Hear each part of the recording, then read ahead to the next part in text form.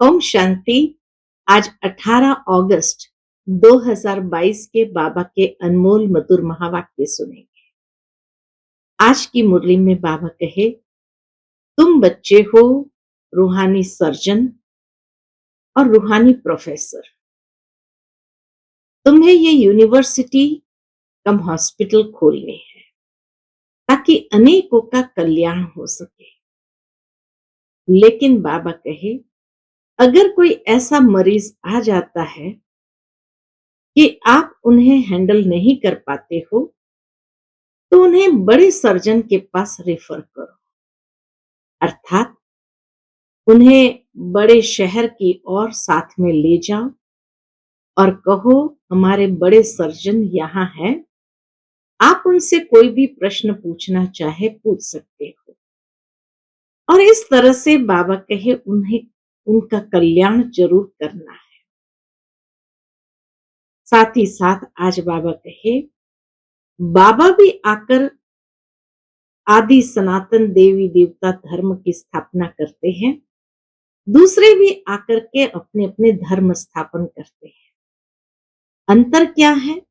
अंतर यही है कि बाबा आकर दैवी धर्म की स्थापना कर फिर वापस अपने परम धाम चले जाते हैं, जबकि दूसरे धर्म पिताएं आकर के धर्म की स्थापना करते हैं, साथ साथ अपना प्रारब्ध बनाते हैं आगे जन्मों के लिए और उस प्रारब्ध को भोगते हैं।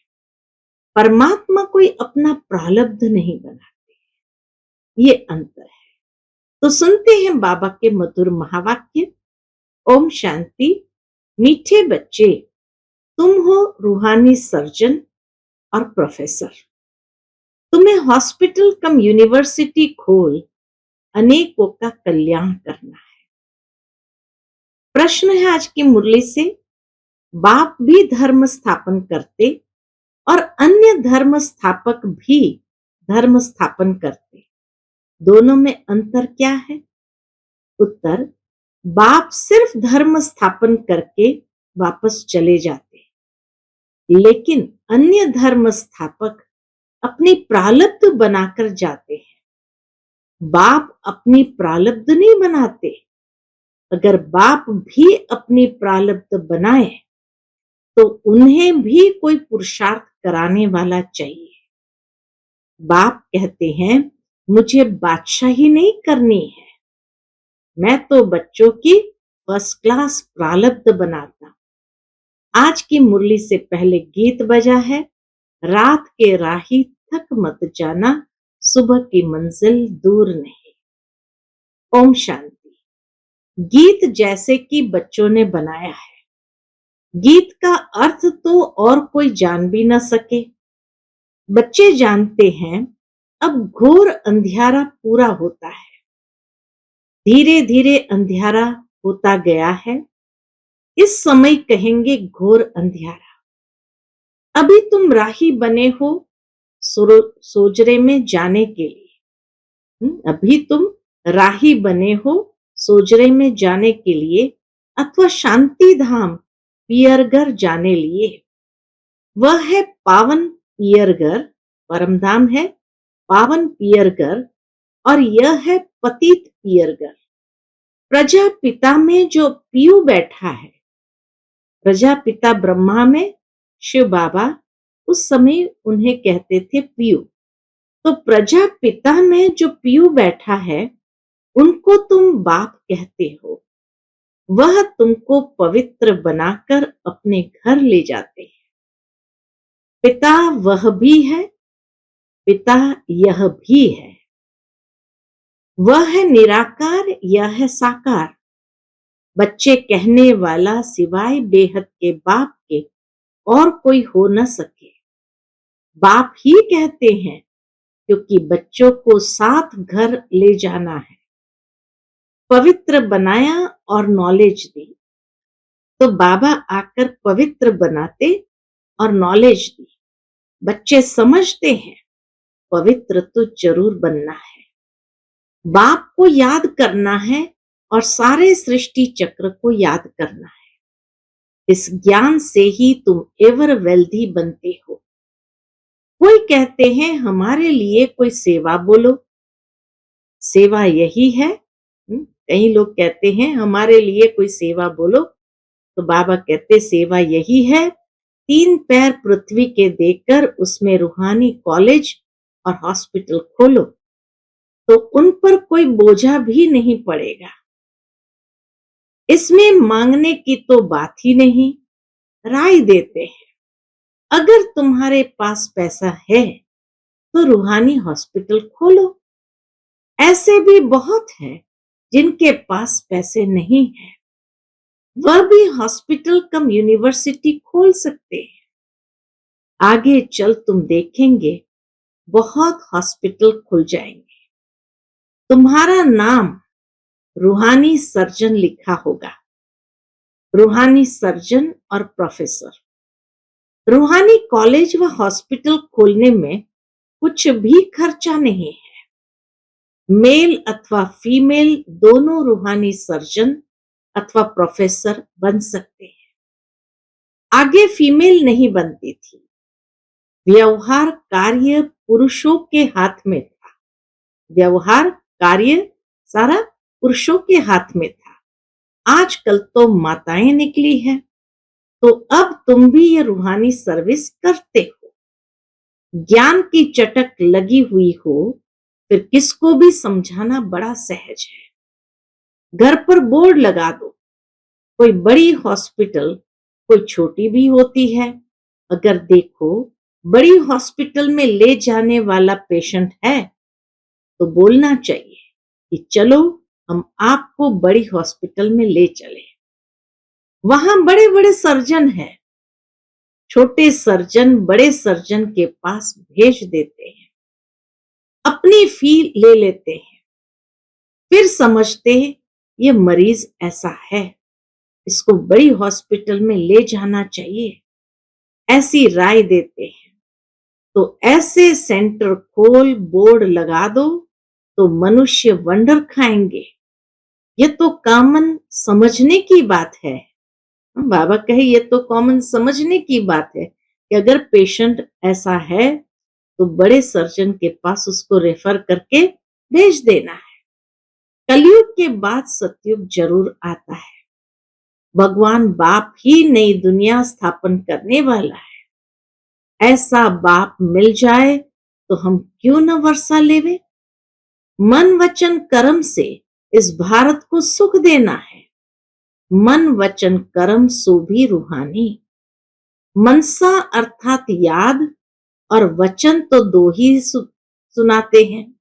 बाबा कहे मनसा अर्थात याद और वचन तो सुनाते ही दो है। कौन सा? मन मना भव और मध्याजी भव। बाप और वर्षे को याद करो, 2 वचन हुए ना। वर्षा कैसे लिया, कैसे गवाया, यह है चक्र का राज। बाकी तो 2 वचन है, मन मना भव मध्याजी भव। बाकी बाबा कहे वर्षा कैसे लिया कैसे गवाया, यह है सारा चक्र का राज। बुढ़ियों को भी शौक होना चाहिए, बोलना चाहिए हमको सिखलाओ। बूढ़े बूढ़े भी समझा सकते हैं जो और कोई विद्वान पंडित आदि नहीं समझा सकते। तब तो नाम वाला करेंगे। चित्र भी बहुत सहज है, कोई की तकदीर में नहीं है तो पुरुषार्थ करते नहीं। सिर्फ ऐसे नहीं समझना है कि मैं बाबा की हो गई, वह तो आत्माएं बाप की है ही। आत्माओं का बाप परमात्मा है। यह तो सेकंड की बात है, परंतु उनसे वर्षा कैसे मिलता है, वह कब आते हैं, ये समझाना है। शिव बाबा से वर्षा कैसे मिलता है, वह कब आते हैं, ये समझाना है। आएंगे भी संगम पर, समझाते हैं। सतयुग में तुमने इतने जन्म लिए, त्रेता में इतने जन्म, 84 का चक्र पूरा किया। अब फिर से स्वर्ग की स्थापना होनी है। सतयुग में और कोई दूसरे धर्म होते नहीं। इतनी सहज बात है। दूसरे को समझाने से खुशी बहुत होगी, तंदुरुस्त हो जाएंगे, क्योंकि आशीर्वाद मिलती है ना। बुढ़ियों के लिए तो बहुत सहज है, ये दुनिया के अनुभवी भी है। बुढ़िया दुनिया के अनुभवी भी है, इसको ये बैठ समझाएं तो कमाल कर दिखाए। सिर्फ बाप को याद करना है और बाप से वर्षा लेना है। जन्म लिया और मुख से मम्मा बाबा कहने लगते हैं। जन्म लिया और मुख से मम्मा बाबा कहने लगते हैं। तुम्हारे ऑर्गन्स तो बड़े बड़े हैं, तुम तो समझकर समझा सकते हो। बुढ़ियों को बहुत शौक होना चाहिए। बार बार आज बाबा बुढ़ियों को याद करते हैं कि बुढ़ियों को बहुत शौक होना चाहिए कि हम तो बाबा का नाम वाला करें, और बहुत मीठा बनना चाहिए। मोह ममत्व निकल जाना चाहिए। मरना तो है ही, बाकी 2-4 रोज जीना है, तो क्यों न हम एक से ही बुद्धि योग रखें। जो भी समय मिले बाप की याद में रहे और सब तरफ से ममत्व मिटा देवे। 60 वर्ष के जब होते हैं तो वानप्रस्थ लेते हैं।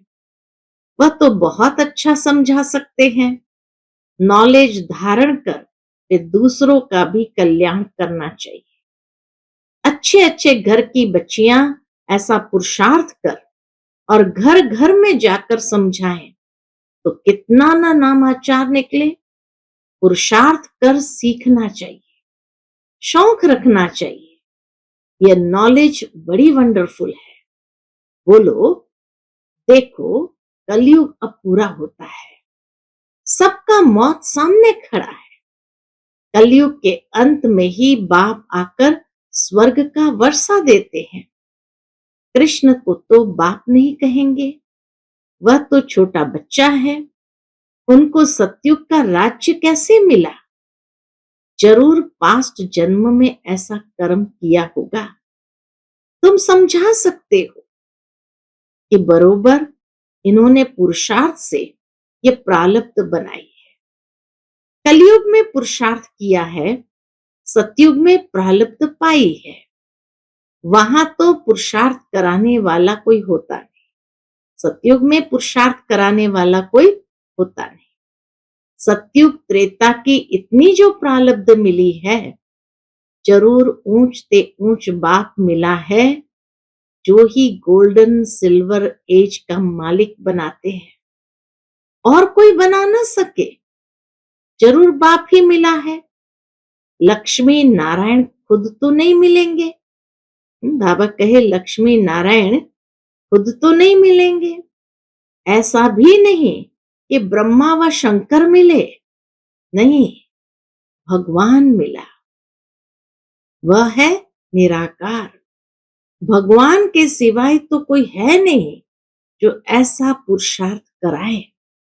तो संगम पर ही भगवान मिला है और ऐसा पुरुषार्थ कराते हैं जो हम उस दैवी दुनिया के मालिक बनते हैं।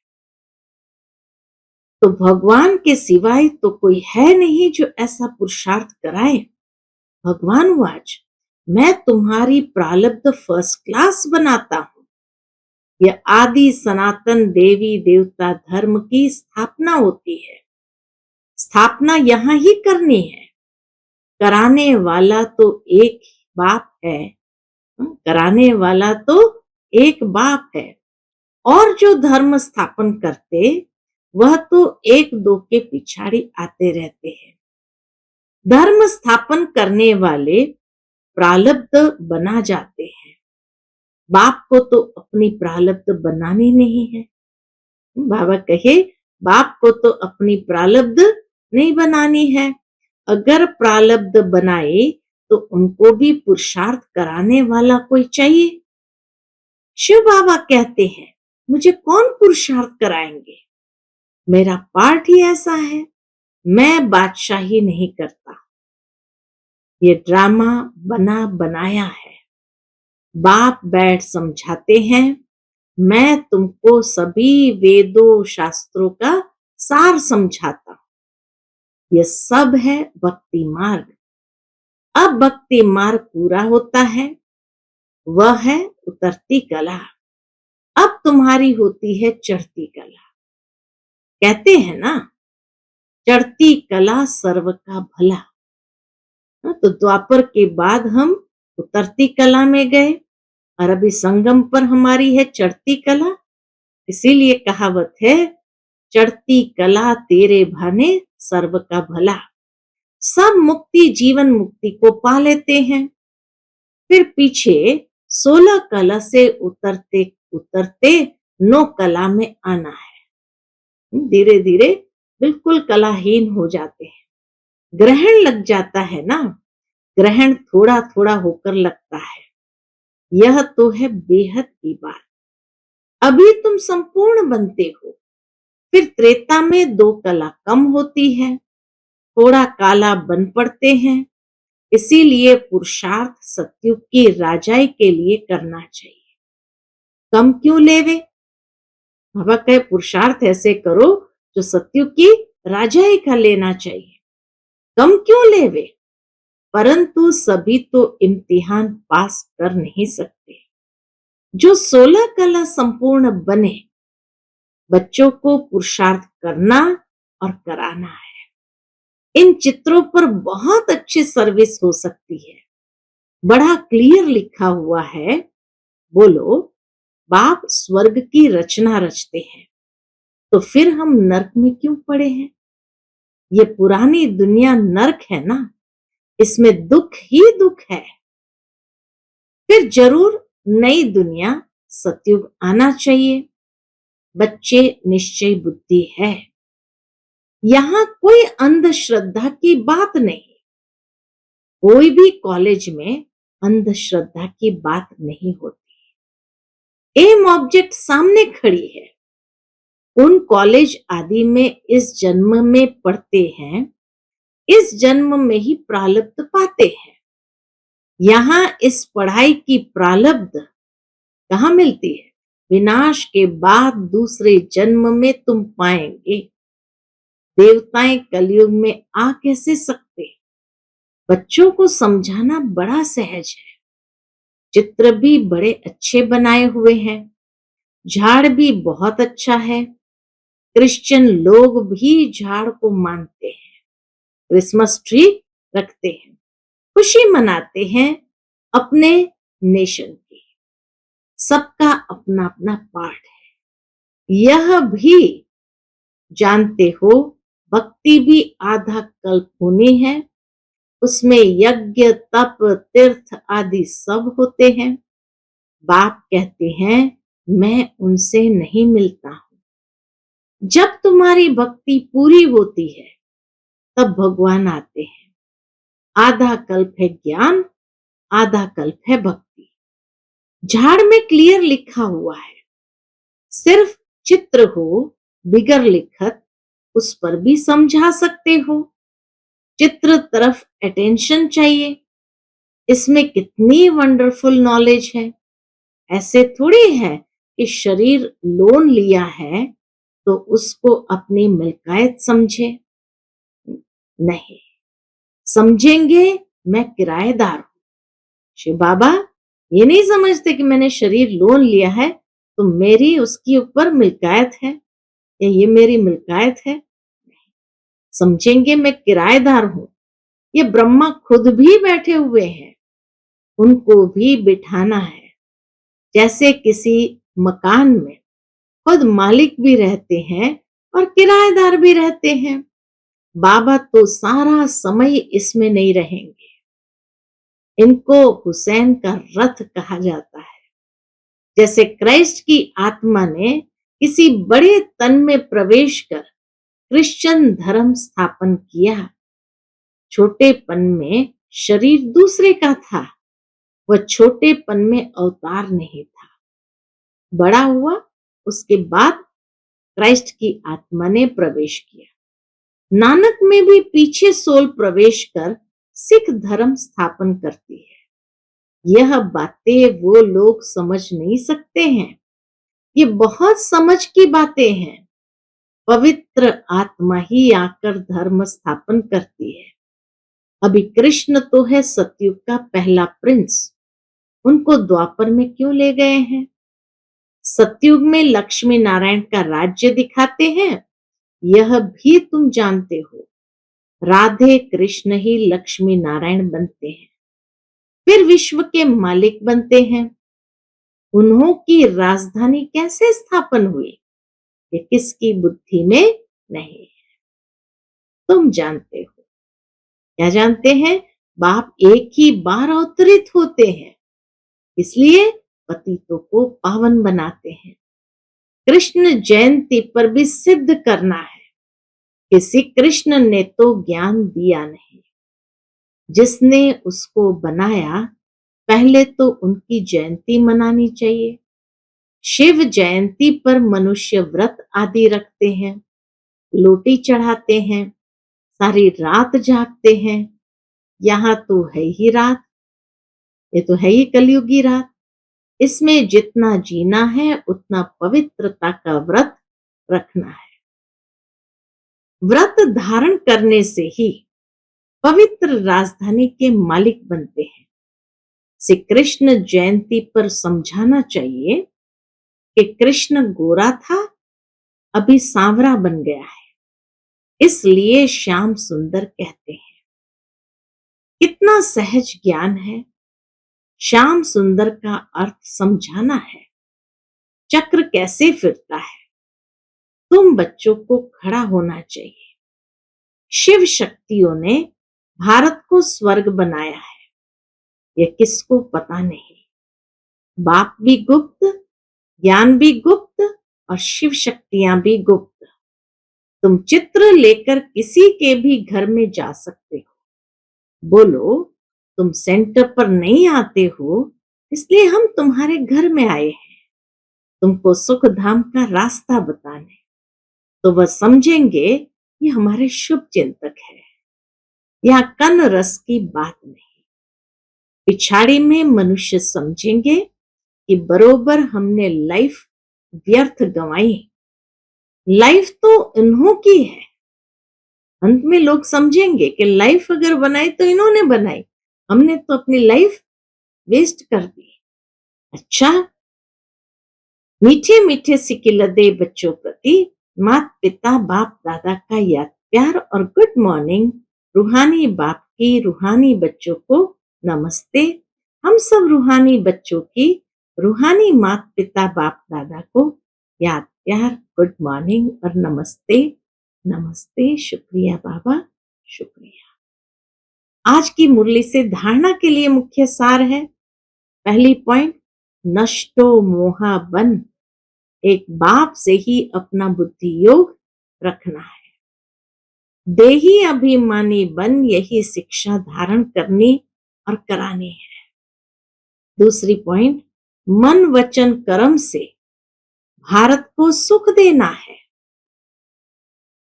मन वचन कर्म से भारत को सुख देना है। मुख से हर एक को ज्ञान के 2 वचन सुनाकर उनका कल्याण करना है। शुभ चिंतक बन, सबको शांति धाम सुख धाम का रास्ता बताना है। आज का बाप दादा का मधुर वरदान हम बच्चों के प्रति है, बेफिक्र बादशाह की स्थिति में रहे, वायुमंडल पर अपना प्रभाव डालने वाले मास्टर रचयिता भव।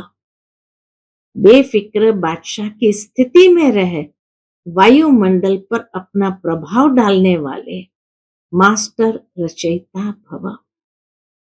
जैसे बाप को इतना बड़ा परिवार है, फिर भी बेफिक्र बादशाह है। सब कुछ जानते हुए देखते हुए बेफिक्र। ऐसे फॉलो फादर करो। वायुमंडल पर अपना प्रभाव डालो। वायुमंडल का प्रभाव आपके ऊपर नहीं पड़े, क्योंकि वायुमंडल रचना है और आप मास्टर रचयिता हो। रचता का रचना के ऊपर प्रभाव हो। कोई भी बात आए तो याद करो कि मैं विजयी आत्मा हूं। इससे सदा बेफिक्र रहेंगे। घबराएंगे नहीं। आज का स्लोगन है, प्रसन्नता की छाया द्वारा शीतलता का अनुभव करो तो निर्मल और निर्माण रहेंगे। प्रसन्नता की छाया द्वारा शीतलता का अनुभव करो तो निर्मल और निर्माण रहेंगे। अच्छा, ओम